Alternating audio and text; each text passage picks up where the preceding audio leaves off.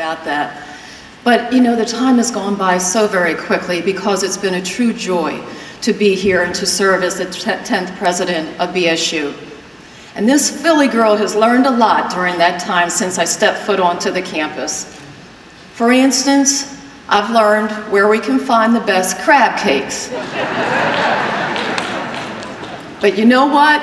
I know enough because I am from Philadelphia and I know how we are with our cheesesteaks. So I'm not going to get into that back and forth about where the best crab cakes are, because if I survey any of you, you're going to tell me 50 different answers. So as with cheesesteaks, everyone knows they have their favorite place and is non-negotiable. So we're going to stop there, but I do know where there's some great crab cakes that are out there. I've also have learned that this is Prince George's County and not PG.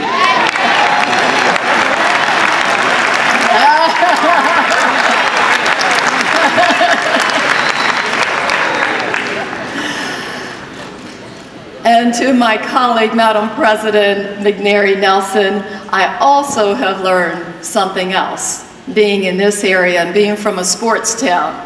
I know to remain neutral in this whole DC versus Baltimore versus Philadelphia, the Steelers, I don't get into any of that. I just stay neutral. I just stay in my lane. That's all I do. Because you know what? Bulldog Nation, you're my #1 team. BSU! BSU! And on a day that is all about tradition, it's just so wonderful to spend it with people who believe in BSU. And to share that spirit that you just heard here, it doesn't take much to get us going because there's a wonderful, wonderful spirit that's here. And I felt that spirit from the moment I stepped foot onto this campus and into this community. And I was excited. Yes, you've heard about my energy. But why am I excited? It's because of you and being here. And now that I am here, I stepped foot onto the campus thinking, I don't know much about this place, but you know what? It's because of you that I'm excited even more, because I do know the story about Bowie State University and all of its history and its legacy. It is one of immense grit and determination, and it's a story about passion for education that brought black and white communities together after the Civil War.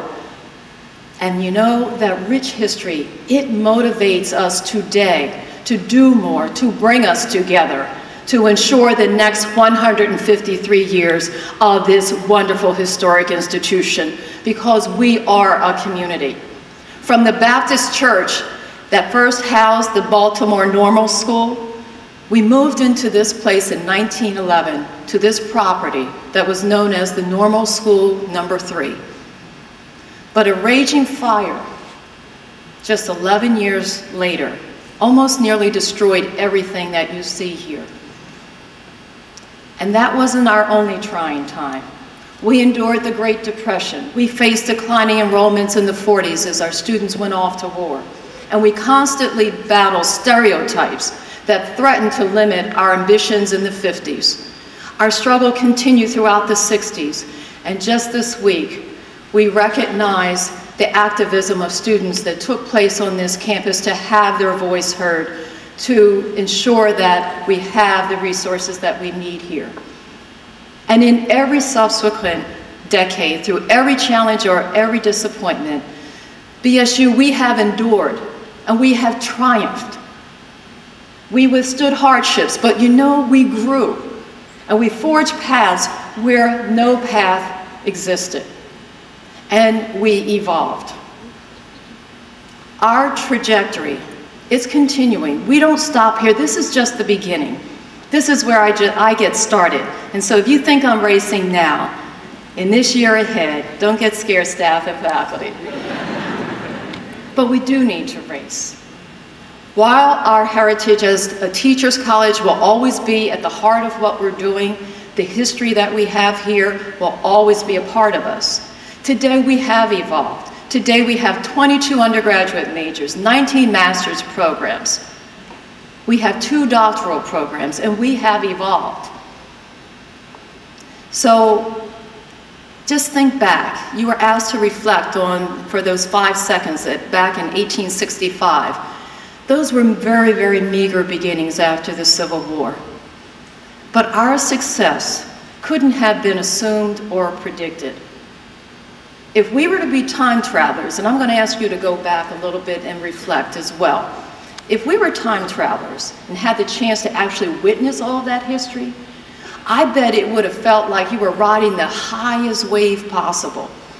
Now, I'm not a surfer, I'm a runner, but I just imagine riding that wave as a surfer, that 100-foot wave, a wave as tall as 3 school buses stacked up on top of one another.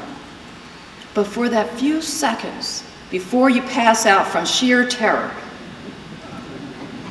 that beautiful view on the horizon, at the bottom of a wave is churning. The torrent of water is there. You're twisted around, you're disoriented, and you can't imagine that you're ever going to come out of that wall of water alive, let alone cresting that next wave. Unless, BSU, you keep the faith. You keep the faith. And one of my favorite Bible verses is, "Now faith is substance of things hoped for, the evidence of not seen." Let me repeat that. Now faith is a substance of things hoped for, the evidence of things not seen.